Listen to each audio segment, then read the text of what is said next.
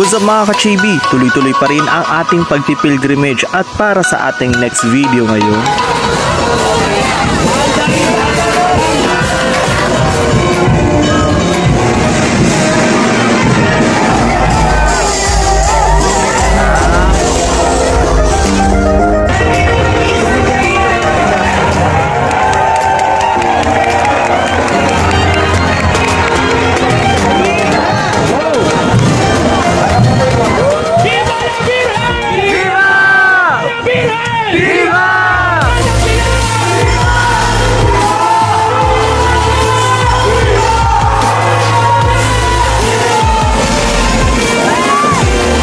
Halina at samahan ninyo ako at welcome to the Pilgrim's Vlog.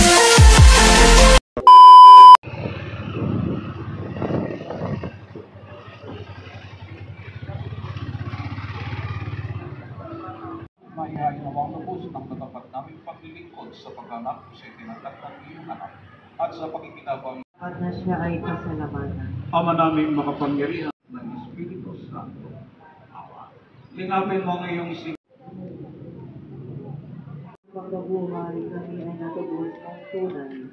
Kung Jesus namin mga iligtas. What's up mga ka-chibi? Ako nga pala yung Kuya Chibi, Kuya Rafi, and welcome sa The Pilgrim's Vlog. Nandito tayo ngayon sa Archdiocesan Shrine of Nuestra Señora de Guia. Ayan, actually, nandiyan sa likod natin ang simbahan. Currently, ay merong misang nagaganap sa loob sa karangalan ng Birhen. Ngayon ay magaganap ang isang prosesyon na first time natin makikita at masasaksihan. So, sabay-sabay natin tuklasin to. And ayun, nagpe-prepare na sila ngayon dito. Actually, last Sunday, kapistahan ng Immaculada Conception ay binaba yung original image ng Our Lady of Guidance. Ngayon, nakababa na lang siya sa loob, pero ang ipoprosesyon ngayon ay yung replica niya. After ng Mass, merong ding gagawing prosesyon ang Birhen. So, after ng Mass, pasok tayo sa simbahan para makita natin yung original. Itinuturing na ang imahe ng Birhen de Guia sa Ermita, Maynila ang siyang pinakamatandang imahe ng mahal na Birhen dito sa Pilipinas. Bago pa maging Kristiyano ang ating bayan, ito ay bayan na ni Maria sapagkat sinasabi sa kasaysayan noong Mayo 19, taong 1571, natagpuan ng mga sundalo ni Miguel Lopez de Legazpi ang ilang Pilipinong nagdarasal sa imahen ng Birhen de Guia na nasa ibabaw ng mga pandan. Dinala ang imaheng ito sa pansamantalang simbahan sa Intramuros mula sa pook na iyon na ngayon ay ermita. Ang imahe ng Birhen de Guia ay kilala sa taguring Our Lady of Expectation sa panahon ng mga Kastila. Idiniklara bilang La Patrona y Guardia ng lungsod ng Maynila kasabay ng pagkatatag ng kabisera ng Pilipinas. Ang mahal na Birhen de Guia ay tinatawag na inang gabay sapagkat sa dami ng mga kahilingan at petisyon na dinulog sa kanya sa mga panalangin ay maituturing na isang himala sa pagitan ng Pilipinas at pamahalaang Mexico. Siya din ay tinalaga bilang kapitana ng mga barkong pangkalakal mula sa Acapulco. Pinatibay ng hari ng Espanya ang deklarasyon na ito sa bisa ng Real Cedula na ipinagkaloob noong 9 ng Agosto taong 1758. Bagamat bago idineklara ang principal patroness ng Pilipinas ang Immaculada Conception noong taong 1942 ni Papa Pio, ang imahen ng Birhen de Guia ang pinipintuho at unang tinaguri ang Immaculate Conception ng Katedral ng Maynila.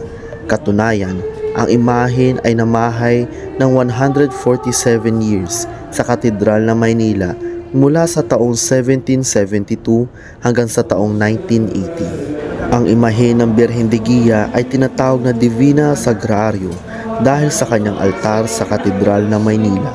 Ang imahen ay pinagkalooban ng koronang kanonikal bilang pagkilala sa natatanging debosyon sa karangalan ng Santo Papa Pio ika-12 noong ika-30 ng Disyembre taong 1955. Muling hinandugan ng koronang ginto ng Santo Papa Pablo ika-4 noong taong 1970 na ipinutong ng noon ay Arsobispo ng Maynila, Cardinal Rufino Santos sa taong 1971. Kasabay ng pagdiriwang ng ika-400 taon ng pagkakatagpo sa mahal na Birheng Digya. Ito din ang taon na dineklara na Marian Year sa buong Archdiocese ng Maynila.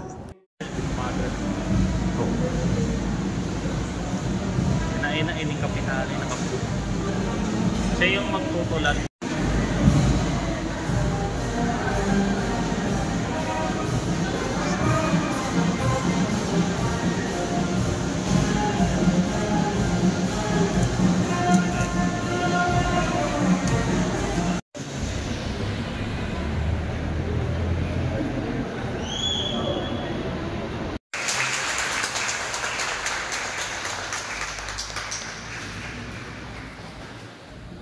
Tula pa kami sa Senyor.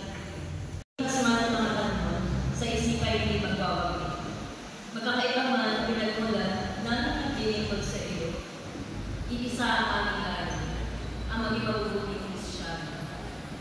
Sa iyong pagdatal, kayang kampiyanan, wala nga namang perlas at tamang makikita. Hanggang sa ikay bilisan, pinalimutan ng mga halaman. Nabighari sa iyong pagandahan, o berde, gabay ang iyong kaliwatan. Nagsilbi kang palasan at aming pananggalan, buong-buong kang kumitig sa gitna ng mga hamakan.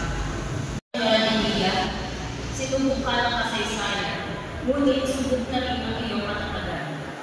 Kaya naman, ang bawat pamilya ay ikay nilalaitan.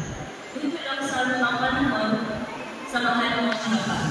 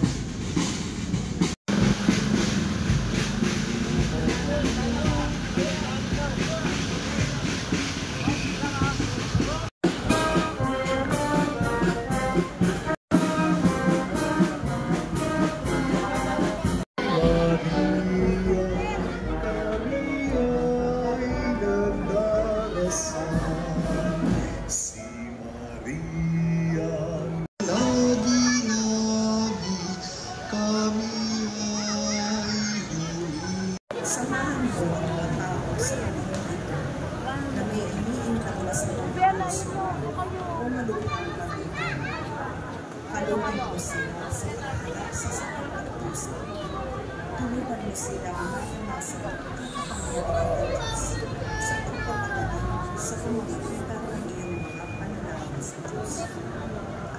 At silang magtagay sa Santos ni Jesus. Para sa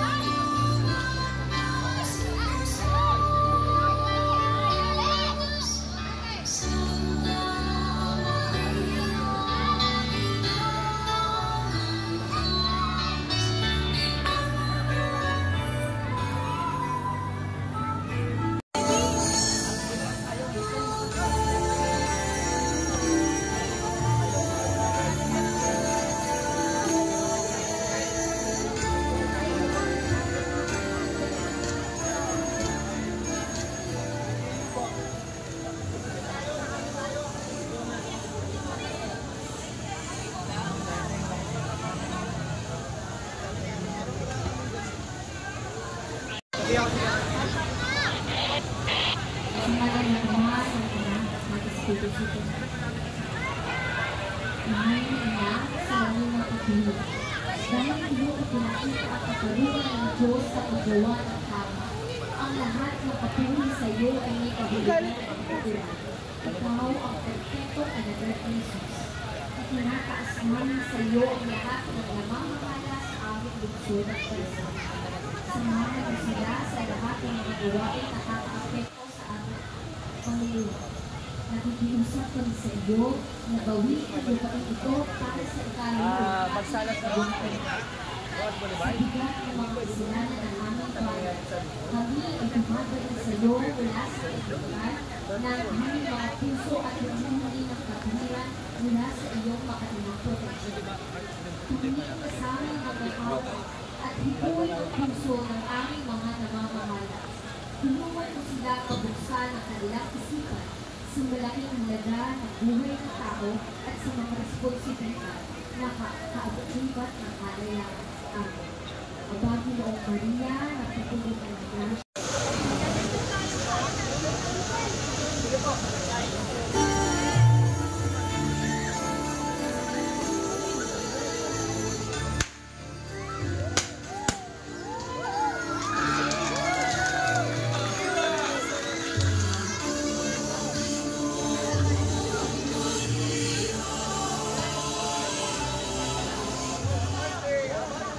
You were chosen to be the mother of the Redeemer.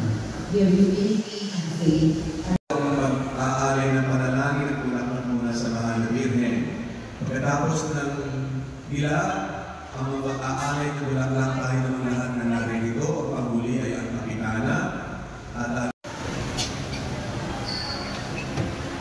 asan po ang barangay? Asan po ba ang mga hindi na makitawag?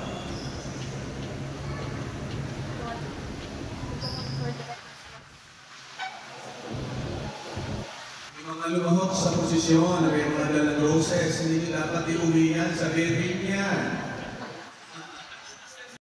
Mahal na inang Lady, Reyna ng mga pamilya, dahil sa iyong pagmamahal at pag-aaruga sa Panginoon at mahal namin sa Jesus, pinapapakayan mo ikaw ay aming ina at Reyna ng lahat ng mga pamilya.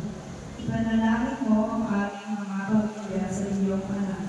Isama mo ang lahat ng miyembro ng mga pamilya sa mundo. Bantayan ang kuya ng mga bagong panganak, ang bosyo ng mga kabataan, at ang kabuhayan ng mga tagpagkabuyot ng mga mag-anak. Itinaas namin ang lahat ng pangangailangan namin sa buhay upang magkaroon ng maayos na kayang hilingin mo kay Jesus ang aming biyaya ang pinagkaloob niya sa iyo. Na maging ilaw din ang aming tahanan. Ang loob namin upang matagpuan namin ang langit dito sa lupa sa pamamagitan ng pagmamahal sa aming pamilya. Amen. Ang barangay 670. 670.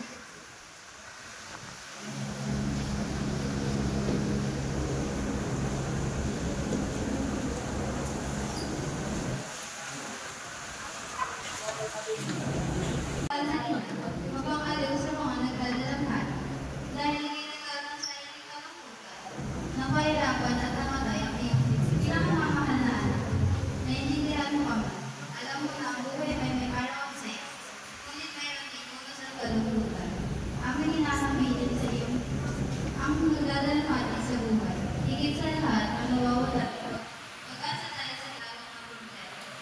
Iparamdam mo na mula sa kanilang kasabihan, maaaring sabihin ng higit na mabuti ng higit na makakapagpalaya at makakapagturo ng dapat o masalihan. Alawin mo ang aming espiritu. Doon ang barangay 666.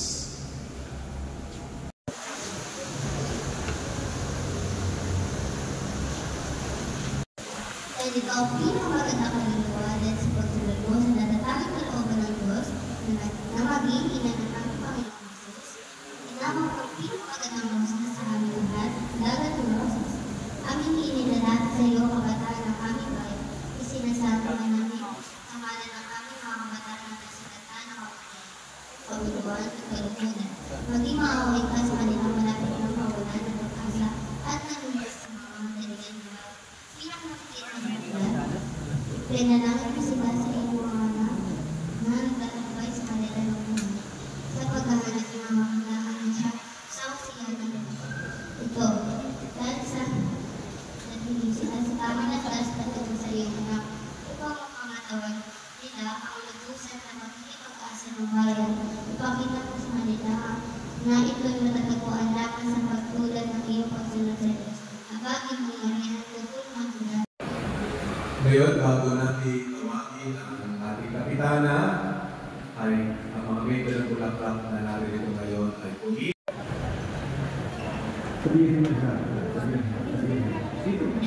Magkaroon po tayong dalawang pila para po sa pag-alay.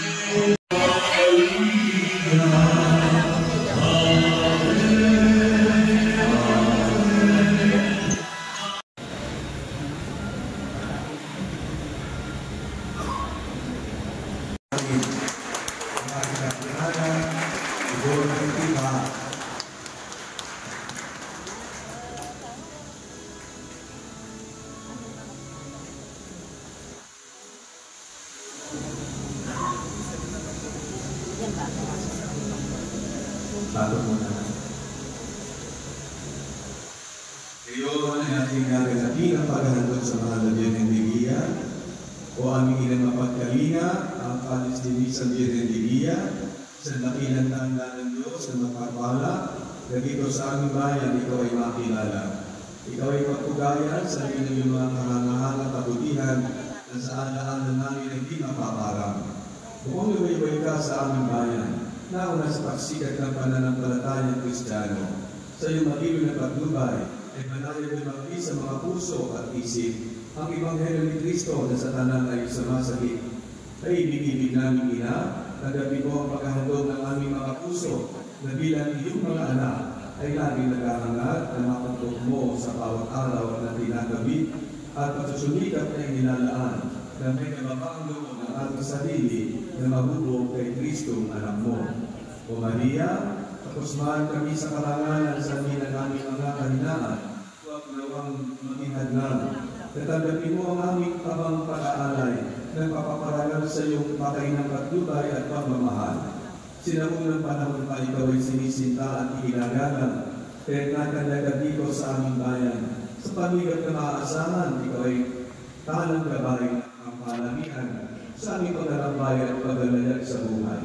O Maria, talugan mo ang aming pagsusumikap na manatiling matapat sa buhay kinyagan, na maging aming munting alay mula sa pagtugon namin sa iyong anak na si Jesus bilang kanyang mga alagad. O Maria, ina ng Santa Iglesia, ang aming Birhen de Guia, maging kasiyahan mo nawa ang aming mga gawa na kami ay maguglod bilang mga kapatid kay Kristo para itaguyod ang kahariang handog ng Ama sa pagkakaisa sa kapayapaan, katarungan at pagmamahalan. Tanggapin mo ang aming mga kahilingan na inihatid mo sa iyong anak na ang aming angkita bilang pag-alapan ng aming buhay. si Jesus na Panginoon namin at Diyos, magpasawalang hanggan. Amen. Naging kabahagi po natin sa taong ito ng Botas Flores 2024.